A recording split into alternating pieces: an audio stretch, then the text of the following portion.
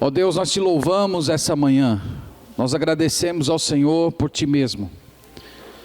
Que privilégio, Pai, é ser contado entre o teu povo, sermos do Senhor, termos Cristo, termos o Espírito Santo, termos as tuas muito gloriosas e grandes promessas, de que o Senhor vai estar sempre conosco, de que o Senhor vai sempre perdoar os nossos pecados, que o Senhor nunca nos lançará fora, que o Senhor nos amará, apesar das nossas inconsistências, que um dia o Senhor vai voltar, que o Senhor intercede por nós junto ao trono do Pai, que um dia teremos novo corpo, desfrutaremos do novo céu e nova terra.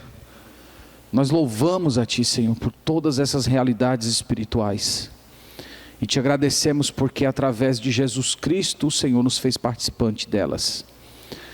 Pai, nessa manhã nós estamos na Tua presença, tudo que nós estamos realizando aqui, Senhor, é para a glória do Teu nome, tudo, Pai, é para o Teu louvor, as nossas aulas, as canções, o louvor das crianças, tudo, Senhor, é para o Senhor, só o Senhor é que é digno disso.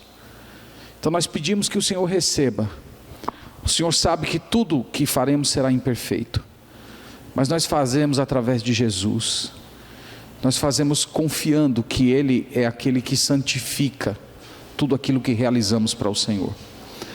Ao mesmo tempo nós pedimos pela Tua presença, pedimos que o Teu Santo Espírito venha a nós, que a Tua palavra habite ricamente o nosso coração, que nós sejamos transformados de glória em glória à imagem do Senhor Jesus. Fica conosco, Pai, oramos em Cristo Jesus, amém, amém. Meus irmãos, está alto, Ismael, baixa um pouquinho.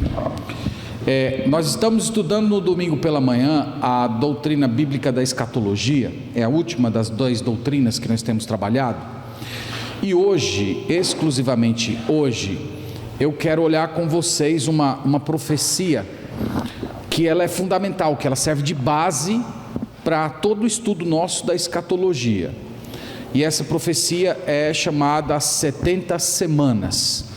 Então você vai abrir comigo a palavra em Daniel capítulo 9, nós vamos olhar essa passagem. Essa aula de hoje eu quero dizer para vocês que é um aquecimento, viu? Um aquecimento aí, esticando os nossos músculos teológicos para a semana teológica. Então na semana teológica nós vamos ter 2 palestras exclusivamente a respeito desse tema, tá? Então hoje assim eu estou fazendo um aquecimento com vocês, vou mostrar os aspectos gerais dessa profecia, e depois na semana teológica, que vai começar passando essa semana, na outra semana, nós vamos ter um palestrante exclusivo para em 2 palestras de 1 hora, destrinchar completamente essa profecia com vocês, que é uma profecia muito, muito importante para você compreender o agir de Deus no Antigo Testamento com o povo de Israel e consequentemente o que está sendo reservado para o futuro.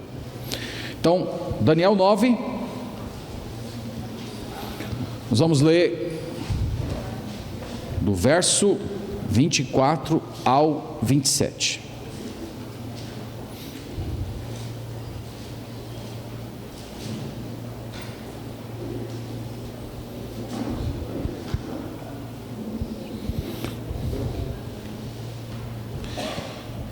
Daniel 9, verso 24, a palavra do Senhor diz assim: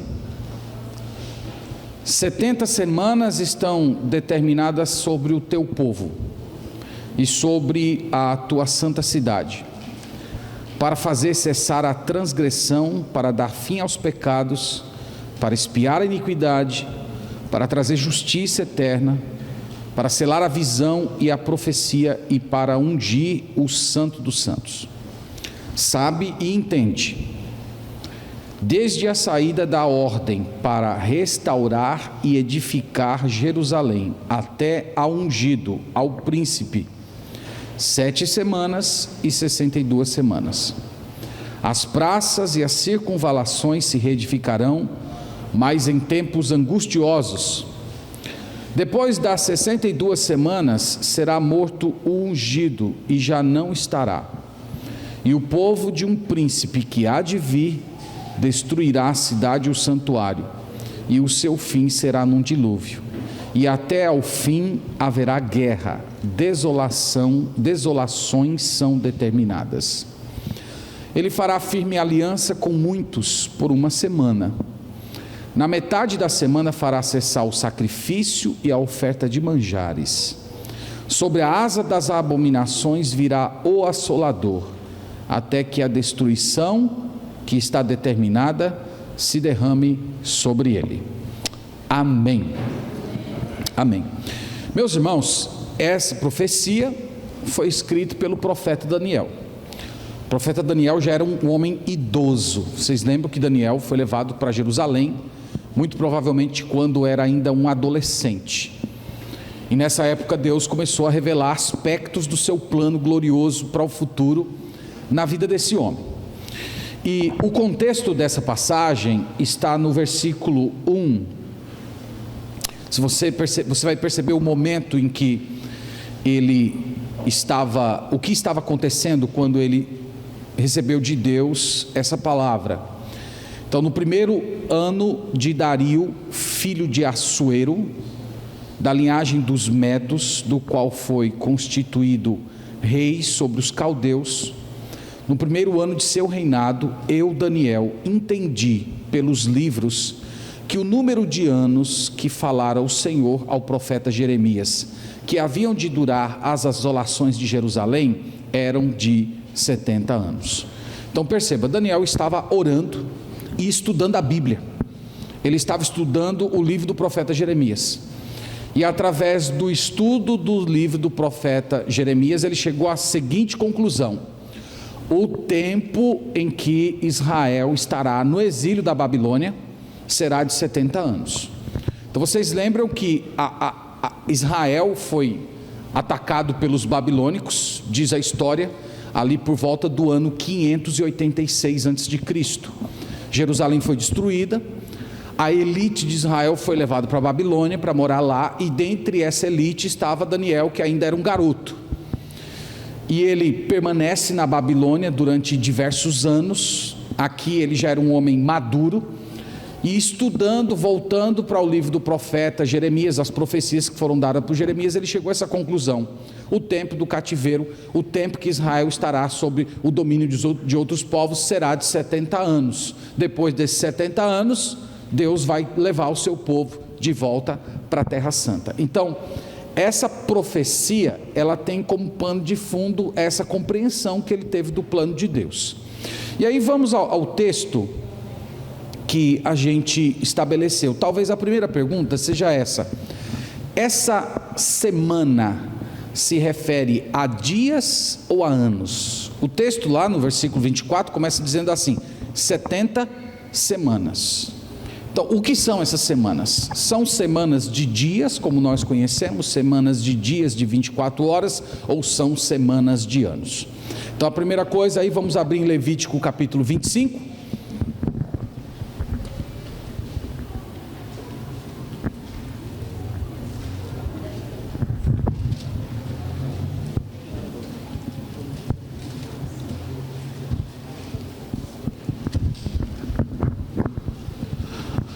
Levítico capítulo 25, e de antemão já quero dizer para vocês o seguinte, que na linguagem do Antigo Testamento, você pode ter semanas de dias, você pode ter semanas de anos, tá bom? Vocês vão perceber aqui em Levítico capítulo 25, então diz assim, Levítico capítulo 25, disse o Senhor a Moisés no monte Sinai: fala aos filhos de Israel e dize-lhes: quando entrares na terra que vos dou, então a terra guardará um sábado ao Senhor. Veja aí, ele diz: quando entrar na terra, guardem um sábado. Quando a gente lê isso numa primeira leitura, parece que guardar um sábado se refere a trabalhar segunda, terça, quarta, quinta, sexta, e sábado você parar, você dedicar ao Senhor. Mas veja o que diz o restante do texto: 6 anos semeará o teu campo,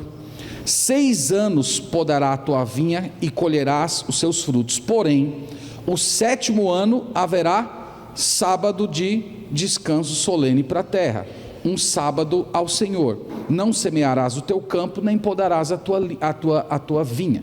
Então veja que na linguagem do Antigo Testamento, o 7º ano, que era um ano consagrado ao Senhor, era chamado de sábado. A festa dos tabernáculos, que durava uma semana inteira, também era chamada de sábado. O 50º ano, que é chamado o ano do jubileu, também é chamado de sábado. A palavra sábado no hebraico é a palavra descanso, é a palavra shabá, e ela é uma palavra muito ampla. Ela descreve o 7º dia, ela descreve o 7º ano, ela pode se referir a uma época inteira de habitação na terra prometida. A terra prometida é chamada de sábado. O novo céus e a nova terra também é chamado de sábado. Então é uma palavra muito ampla, e a gente precisa então olhar o contexto para entender se, quando a Bíblia usa a palavra sábado, se refere a dias, se refere a meses, se refere a anos. Então o contexto é que vai estabelecer. Então eu estou começando por aqui, para quando a gente olhar Daniel 9:27, falar que as 70 semanas são semanas de anos, para vocês não pensarem que a gente está empurrando ali uma interpretação no texto para dar certo com aquilo que a gente crê, mas seria uma leitura natural do texto, tá bom? Então vamos lá. Então, estabelecido isso aí, 70 semanas. Então, lendo novamente o versículo 24, está aí, ó. 70 semanas estão determinados sobre o teu povo, são 70 semanas, e o texto diz que essas 70 semanas estão determinadas sobre o teu povo. Eu pergunto para vocês, qual era o povo de Daniel? Era o povo de Israel. Então é algo que a gente já tem que estabelecer de cara. Essa profecia tem como foco o povo de Israel. Então, e estão determinadas sobre a santa cidade. Qual é a santa cidade? É a cidade de Jerusalém. Então aqui a gente está começando a entender os termos da profecia e quem são os destinatários imediatos a ela. Nós vamos ver que ela possui implicações que chegam até a gente, mas o alvo inicial dela é o povo de Israel. E o que vai acontecer nessas 70 semanas? Aí o autor nomeia: primeiro, vai cessar a transgressão, isto é, o pecado vai acabar. Segundo, vai dar fim aos pecados, isto é, o problema do pecado vai ser resolvido de uma vez por todas. Vai expiar a iniquidade. Lembra que essa linguagem no Antigo Testamento é uma linguagem muito importante. A expiação, a justiça de Deus vai ser satisfeita. Vai trazer justiça eterna. Veja que não é simplesmente uma justiça temporal, que vai se levantar um rei bom, mas vai ser uma justiça em termos eternos. A outra coisa que vai acontecer, vai selar a visão profética. A palavra selar, lembra que é colocar o selo, a ideia de que você fechou algo e você selou. É como se fosse o encerramento da era profética. Não vai haver mais revelação, não vai haver mais demonstração de assuntos novos, e vocês vão ver o porquê. E o terceiro e em último lugar, ungir o santo dos santos, isto é, aquele local da presença de Deus vai ser completamente santificado. Então, essa profecia, voltando, foi dada a Israel, tem como alvo específico a cidade de Jerusalém, e Deus está prometendo que vai fazer todas essas obras aí com aquele povo. Pois bem, então, essas 70 semanas, meus irmãos, elas cobrem um período de 490 anos. Então, se essas 70 semanas são semanas de anos, quando a Bíblia fala, colocando dentro do calendário hebraico, são 490 anos. O ano hebraico são anos de 30 dias. Faça uma conta simples aí que você vai chegar a esse número. Então, eu vou mostrar para vocês que esses 490 anos da profecia, eles estão agrupados em 3 momentos. O primeiro momento é esse, 7 semanas, que são 49 anos.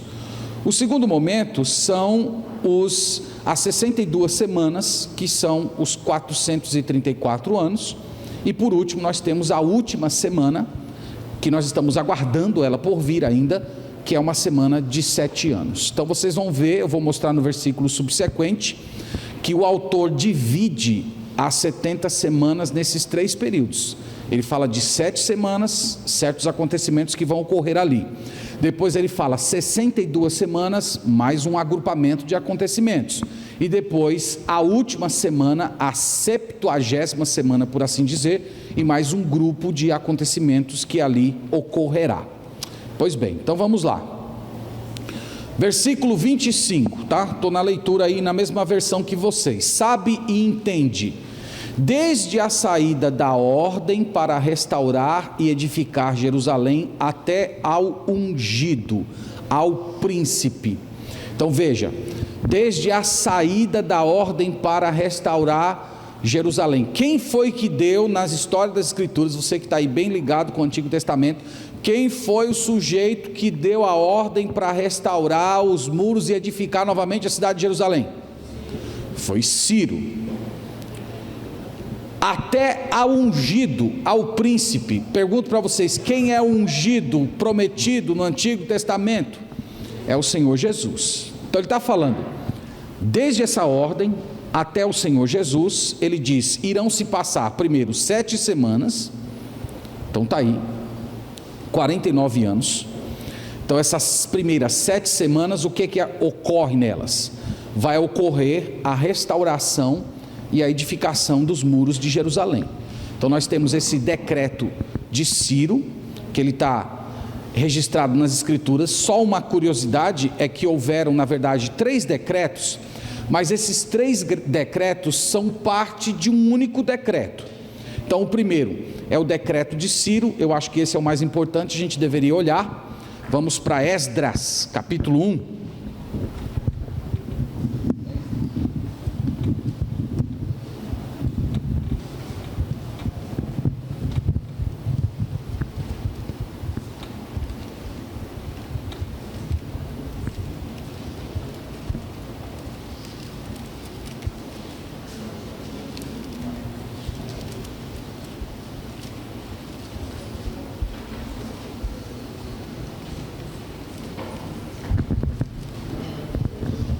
Esdras capítulo 1, estão comigo?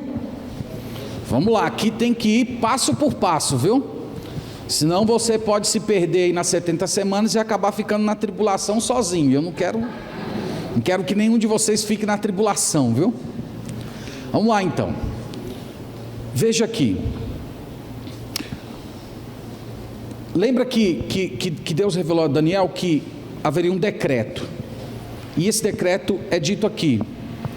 No primeiro ano de Ciro, rei da Pérsia, para que se cumprisse a palavra do Senhor por boca de Jeremias, despertou o Senhor o espírito de Ciro, rei da Pérsia, o qual fez passar pregão por todo o seu reino, como também por escrito, dizendo: assim diz Ciro, rei da Pérsia: o Senhor, Deus dos céus, me deu todos os reinos da terra e me encarregou de lhe edificar uma casa em Jerusalém de Judá.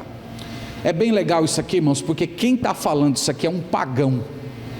Parece até um homem de Deus falando, né? Mas é um rei pagão, que ele está dizendo que Deus deu a ele todo o poder da terra. Então ele reconhecia que ele tinha toda a posse dos reinos que se conhecia naquela época, porque Deus o dera, e que Deus despertou ele para reedificar a cidade de Jerusalém. E aí no verso 3 diz: quem dentre vós é de todo o seu povo, seja seu Deus com ele, e suba a Jerusalém de Judá e edifique a casa do Senhor, Deus de Israel. Ele é o Deus que habita em Jerusalém. Então ele tinha todos os judeus vivendo no seu domínio, e ele diz que Deus despertou o seu espírito, despertou o seu coração, para que a cidade de Jerusalém fosse reconstruída. Então ele passa o pregão pela cidade, convocando os judeus. Então voltem para Jerusalém e reedifiquem a cidade de vocês. E aí vai acontecer todas aquelas histórias que nós temos nos livros dos profetas Esdras e Neemias. Vocês vão ver lá a reconstrução do templo, aí a reconstrução do templo para, e depois retoma de novo, e depois vem Neemias reconstruindo o muro. Vocês já leram esses livros e conhecem bem a história que lá está. Então, esse decreto que é falado em Daniel 9:25. Então, quando diz lá em Daniel 9:25, desde a saída da ordem para restaurar e edificar Jerusalém, então, essa primeira fase da profecia, ele diz 7 semanas. Então, essas 7 semanas, esses 49 anos, grave isso, ó, esses 49 anos foi o período que sai o decreto de Ciro e há a reconstrução da cidade de Jerusalém, com o seu templo e com o seu muro. Então, essa é a primeira fase dessa profecia. Estão comigo aí? Não durmam não, viu? Olha lá, e também não deixa a cabeça dar tilt não. Então, irmãos, o Antigo Testamento faz referência a 3 decretos. Nós temos esse decreto de Ciro, nós temos o decreto de Dario I, e nós temos o decreto de Artaxerxes, já na época de Neemias. Agora, entendam que esses 3 decretos, eles tratam do mesmo assunto. É porque nessa primeira fase, eles começam a reconstruir a cidade, no entanto, a cidade, a construção dos muros precisa parar. Aí vem um segundo decreto que manda retomar as obras e por aí diante. Então você vai ver 3 decretos diferentes, mas eles são parte de um único decreto. Então, quero chamar a sua atenção para o que nós estamos falando aqui. A profecia diz: a saída da ordem para edificar até a reconstrução da cidade, 7 semanas. Então nós temos aí um período de 49 anos, que pela história de Israel, foram de fato os 49 anos que demoraram para a reconstrução do muro e a reconstrução da cidade. Pois bem, vamos continuando. O que mais? Vocês estão com calor? Porque eu estou cozinhando aqui na frente. Estão com calor? Não. Estão não? Meu Deus do céu, liga mais ar-condicionado aí, confere aí, meu filho, se o controle está no frio. Vamos lá então, preste atenção aqui. Então o texto está dizendo o seguinte, ó, que nesses 49 anos, o que aconteceria? A cidade seria reconstruída, mas não seria em circunstâncias fáceis. Ó, o texto está dizendo aí, ó, as praças e as circunvalações se reedificarão, mas em tempos angustiosos. Então, se você já leu o livro de Neemias, você lembra que foi muito difícil a reconstrução de Jerusalém. Eles estão lá reconstruindo a cidade, os inimigos estão ameaçando, estão dizendo: nós vamos entrar aí, nós vamos matar todo mundo, vocês estão se rebelando contra o rei. Eles levantam calúnia, eles tentam distrair. Então já estava profetizado que esses 49 anos, a primeira fase dessa profecia, seriam de tempos difíceis, mas a cidade de Jerusalém e o templo seriam reconstruídos. Pois bem, continuando. Depois nós temos uma segunda divisão dentro da mesma profecia. Ele fala 62 semanas, que seria um período de 434 anos. O que é que acontece nesse período? Então, se você juntar os 2 períodos, você tem 483 anos, e ele diz que esse período vai até ao ungido. Está vendo lá em cima? Por isso aí tem uma foto dos magos, né? Dizem que foram 3 reis magos, mas vocês sabem que nem eles eram reis e nem a Bíblia diz que eram 3, mas acabou entrando para a história dessa maneira. Então, do decreto até ungido. É interessante, irmãos, que se você pegar do decreto do Ciro e você somar 434 anos, pegar assim uma linha na história, coloca 434 anos, onde é que você vai parar? Onde é que vai dar exatamente em meses? Na entrada triunfal do Senhor Jesus em Jerusalém. É uma coisa muito fantástica isso, muito fantástica. Aqui é uma coisa que as pessoas que não acreditam na Bíblia, os ateus, que dizem que a Bíblia foi forjada, que ela foi inventada na Idade Média, eles não têm como lidar com dados como esse aqui, porque é uma coisa muito específica. O decreto para reedificar Jerusalém é histórico, está nos livros de história. Não foram os judeus que inventaram. Você pega qualquer livro de história antiga, você vai ver que Ciro foi a pessoa que disse que os judeus deveriam voltar para Jerusalém. E Daniel, antes de Ciro, já tinha dito que isso ia acontecer. E como nós sabemos que Daniel veio antes de Ciro, como nós não sabemos que foram os judeus que depois pegaram a história e só contaram a história ajustando o calendário para dar certo? Porque nós temos manuscritos do livro de Daniel que são antigos. Então nós temos manuscritos do livro de Daniel que são anteriores a Ciro. Então não tem como ser forjado isso aqui. Então sai a ordem. Aí diz, são 70 semanas, aí o texto fala de 62 semanas, mais 7 semanas, são 69 semanas, 434 anos. Então, se você pegar do decreto de Ciro, soma 434 anos, você vai desembocar onde? Na entrada triunfal de Jesus de Jerusalém. Então a profecia aqui é absurdamente específica. Do decreto até ungido, do decreto até o Senhor Jesus, 69 semanas, sendo que 7 semanas são para a reconstrução da cidade de Jerusalém e o templo, e o restante das semanas, as outras 62, até a chegada do ungido. Então aí nós temos um período de 483 anos. Pois bem, o texto continua, dizendo o seguinte... Verso 26, depois das 62 semanas, isto é, depois desse período que nós temos aí de 483 anos, o que é que vai acontecer? O ungido vai ser morto. É incrível isso, irmãos, é incrível isso. Então, depois que passa esse período aí de 483 anos, que desemboca na entrada triunfal de Jesus em Jerusalém. O que foi que aconteceu logo depois da entrada triunfal?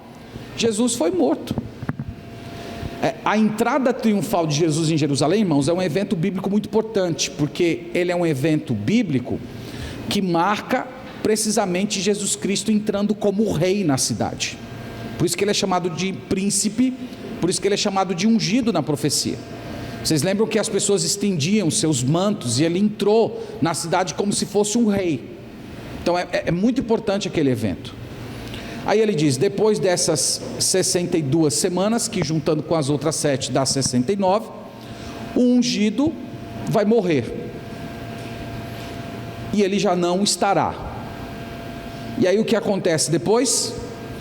E o povo de um príncipe que há de vir, destruirá a cidade e o santuário. Então, aqui são aspectos da profecia em que o autor começa a expandir e vai saindo dos limites da cidade do povo de Israel. Então ele fala que depois que o ungido morrer, o povo de um príncipe que há de vir destruirá a cidade e o santuário. Então nós sabemos que logo depois da morte do Senhor Jesus Cristo, o Senhor Jesus morreu ali por volta do ano 30, mais ou menos. Então no ano 68, Jerusalém é atacada, no ano 70 ela é destruída por Tito. Só que a maneira que o autor descreve esse príncipe está muito longe de ser apenas esse sujeito romano. Veja o que ele vai dizer. Ele fala que um príncipe há de vir, e nós vamos ver que esse príncipe não se refere apenas ao cara que destruiu a cidade de Jerusalém, mas ele se refere ao anticristo. Nós vamos ver aqui algumas razões. Por quê? Por causa do verso 27, que diz assim: esse príncipe que vai destruir, ou que vai intentar destruir a cidade de Jerusalém, ele fará uma firme aliança com muitos, por quanto tempo? Por uma semana. Quanto tempo é uma semana? 7 anos, não é? Então ele vai fazer um acordo, ele vai fazer um pacto com o povo de Israel por uma semana, que seriam 7 anos. No entanto, está aí, essa semana aí, uma semana de tribulação. No entanto, diz o texto, na metade da semana, na metade da semana, pega a semana aí, divide a metade, ó, você tem 3 anos e meio. Na metade das semanas, ele vai fazer o quê? Ele vai fazer parar o sacrifício e a oferta de manjares. Sobre as asas da abominação virá o assolador, até que a destruição que está determinada se derrame sobre ele. Então o que ele vai fazer? Ele vai acabar com os sacrifícios do povo de Israel, e ele vai vir na forma de um assolador, ele vai destruir, só que há uma destruição que está determinada para ele. Então perceba que o autor, ele faz uma divisão nessa última semana em 2 períodos. Ele fala de uma primeira parte em que ele vai estar fazendo um acordo com o povo de Israel. Na segunda parte, ele quebra esse acordo. Então aí nós temos um primeiro momento, que é um momento de uma falsa paz, em que esse sujeito, esse príncipe, faz um acordo com o povo de Israel. Na metade dessa semana, desses 7 anos, ele quebra esse acordo, e ele passa então a perseguir o povo de Israel. E essas coisas, irmãos, que estão aqui embrionariamente no livro de Daniel, elas estão muito bem explicadas no livro do Apocalipse. Quem veio na última aula, nós falamos sobre isso, que a Bíblia, quando se refere ao momento da tribulação, ela se refere ao momento da tribulação como sendo uma primeira parte em que se tem a sensação de uma paz, de uma tranquilidade, e um segundo momento que no Novo Testamento é chamado de grande tribulação, que é quando o anticristo vai tirar a sua máscara, né, vai mostrar lá seus dentinhos de vampiro e vai começar a atacar o povo de Israel. Então, onde nós estamos hoje? Nós estamos aqui. Nós estamos em um intervalo entre a 69ª semana e a 70ª semana. Então, a igreja, ela está nesse intervalo aqui. Então nós estamos vivendo uma época que no Novo Testamento é chamada de plenitude dos gentios. É como se Deus permitisse que corresse 69 semanas, que dizem respeito ao povo de Israel. Depois da morte do ungido, nós temos um intervalo em que Deus está salvando pessoas através do ministério da igreja. E no arrebatamento, quando a igreja vai ser retirada aqui da terra, nós temos o arrebatamento dando início à 70ª semana, que no livro de Apocalipse é a semana da tribulação ou da grande tribulação. Então nós colocamos aí, que essa lacuna refere-se à igreja, corpo de Cristo, em um mistério que Deus havia mantido oculto no tempo do Antigo Testamento e que só revelou no tempo de Cristo e dos apóstolos. Então, não existia igreja como nós conhecemos no Antigo Testamento. Existia o povo de Israel. Deus, quando salvava pessoas, salvava através do ministério de Israel. A partir do momento em que Cristo morreu, nós temos a inauguração da era da igreja. A era da igreja está correndo essa lacuna há quase 2000 anos. A era da igreja é encerrada com o arrebatamento, com o rapto do povo de Deus. E esse rapto, que é descrito no Novo Testamento, ele inaugura a 70ª semana, que começa em Apocalipse capítulo 5, você pode ler depois lá, Apocalipse capítulo 5, em diante até o 19, nós temos essa 70ª semana. Então, estou dando um panorama geral, para vocês terem ideia do que vai acontecer. Nas próximas semanas, nós vamos destrinchando aí os acontecimentos dessa profecia. Pois bem, eu tenho 5 minutos para responder 1.800 perguntas que vocês devem ter sobre esse assunto.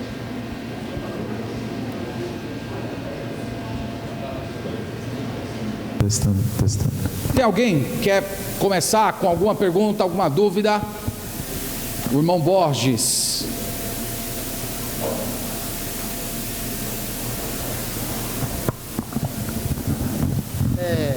O assunto que eu vou perguntar, pastor, tem muito a ver com a história geral. Sim. Porque o mundo, no século XX, teve a Segunda Guerra Mundial, Primeira e Segunda Guerra Mundial. nós estamos encaminhando por um grande crescimento dos muçulmanos, a janela 10x40, que eu acho que tem, e a gente vê que o mundo está como se fosse um barril de pólvora em alguns lugares e assim, e qualquer coisa, a gente não pode prever uma guerra, mas tem muitos, o tratado de OTAN também, tem muito a ver com isso. Os Estados Unidos é o policial do mundo, e a gente fica assim pensando, tem muito a ver. Vamos ver, você vê hoje, todo mundo pensa, o presidente dos Estados Unidos é vender armas, o Brasil também já quer também negociar com armas. Vamos pensar bem nisso. São coisas duvidosas que a gente imagina muito, que também está na história geral. Tá bom. Mas o anticristo não vai vir do Brasil não, viu, irmão Borges? Não vai ser o Bolsonaro não, o anticristo. Pode ficar tranquilo, viu? Não vem daqui não, vai vir lá do Oriente Médio. Irmãos, eu só queria pegar uma carona em uma coisa que o irmão Borges falou, que assim, hoje é relativamente tranquilo a gente falar sobre esse assunto. Eu peguei um livro uma vez, vamos lá, por favor, sua atenção. Eu peguei um livro uma vez que foi escrito sobre esse assunto por volta do ano de 1800. Então um sujeito estudou as profecias, mais ou menos como a gente fez aqui, e ele escreveu esse livro dando essa visão, né, da profecia das 70 semanas ligadas com Israel. E quando ele escreveu esse livro, praticamente todos os teólogos da época zombaram dele, riram dele, mas riram demais, chamaram ele de louco, por uma simples razão: no século XIX não existia o Estado de Israel, não é verdade? Israel perdeu a sua terra no ano 70, e eles começaram a voltar para a sua terra apenas a partir do início do século XX. E nós temos ali, depois da Segunda Guerra Mundial, a formação do Estado de Israel. Então, o cara, no século XIX, falar do povo de Israel, falar de Israel como nação, era motivo de riso. O pessoal ia falar: pai, que negócio de Israel, Israel não existe, Israel deixou de existir no ano 70. Só que aí no final do século XIX, início do século XX, nós temos aquele movimento sionista aparecendo na história, ganha vultos depois da Primeira Guerra Mundial, e na Segunda Guerra Mundial nem se fala. E aí nós temos a formação do Estado de Israel. Aí na hora que o Estado de Israel foi formado e que começou a aparecer judeus, e esses judeus já tinham tudo pronto para retomar a terra deles, para planos para a reconstrução do templo. Você pode olhar, tem um site de Jerusalém, em que eles mostram meninos sendo treinados para serem sumos sacerdotes, mostrando que eles já têm todas as peças do templo prontas, só esperando a oportunidade de reconstruir. Nós não sabemos como isso vai acontecer, porque no local onde a Bíblia diz que vai ser construído o templo, tem aquela mesquita de Omar, que é bem bonita, assim, aparece em toda a foto de Jerusalém. Então não sei como é que vai aquela mesquita sair dali para construir um templo para os judeus sem acontecer a Terceira Guerra Mundial. Eu não sei como isso vai acontecer, mas os judeus, eles já estão prontos para isso. Eles já têm todas as peças do templo espalhadas pelo mundo inteiro. Então, assim, havendo a possibilidade de construir o templo, eles levantam aquele negócio em 2 momentos. Isso está tudo na internet, vocês podem ler e pesquisar. Mas a partir do momento que houve a fundação do Estado de Israel,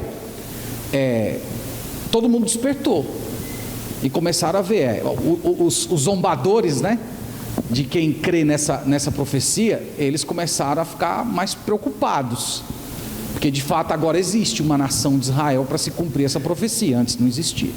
Então nós estamos esperando acontecer próximos capítulos dessa história. Só queria, assim, dar uma palavra final para os irmãos, que a gente estuda essas coisas aqui, mas a gente não pode ficar neurótico, a gente não pode viver na neura, entendeu? Qualquer coisa que aconteceu, olha aí, agora vai e tal, e você começa a pegar um acontecimento, o Trump resolveu transferir a embaixada de Tel Aviv para Jerusalém. Então você olha isso no jornal, olha aí, começou, agora vai, tal, o Trump é o anticristo, não sei o que, não sei o que.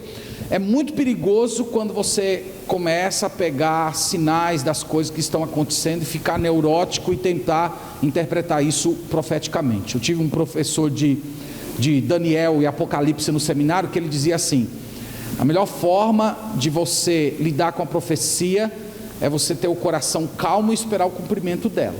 Então depois que ela se cumprir, aí a gente descansa e louva o nome do Senhor. Pois bem, meus irmãos, então nas próximas semanas nós vamos continuar trabalhando esse assunto. Disse para vocês que isso que nós vimos hoje foi um aquecimento para a Semana Teológica, que nós vamos ter 2 palestras dedicadas a esse tema. Deus abençoe, pequeno intervalo.